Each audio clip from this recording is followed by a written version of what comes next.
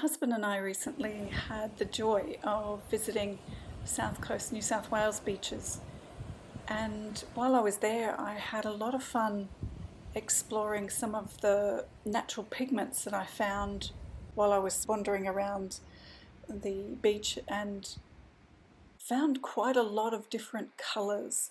So I wanted to share with you some of the work that I did in my sketchbook while I was at the beach, just having a day of painting, sitting in great joy in the shade in this beautiful surroundings, and discovering bits of charcoal from old bonfires that people had on the beach, and also just being really inspired by some of the shapes of the seaweed and the kelp that I discovered while I was beach combing, one of my favourite things to do as a complete fossicker of things, just all the different shapes.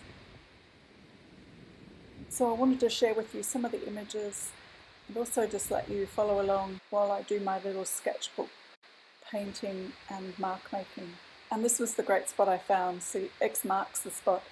I tucked myself into the cliff, and these were the colours I found. So red oxides, an orangey colour, and a really pale yellow ochre. And I was really inspired by so many of the shapes that I'd seen in the rocks over the previous days.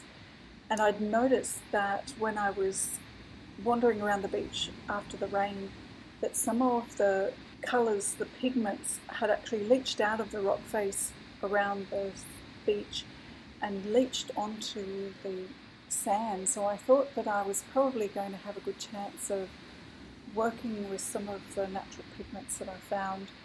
And I was just using those three colours and using the charcoal with a watercolour brush.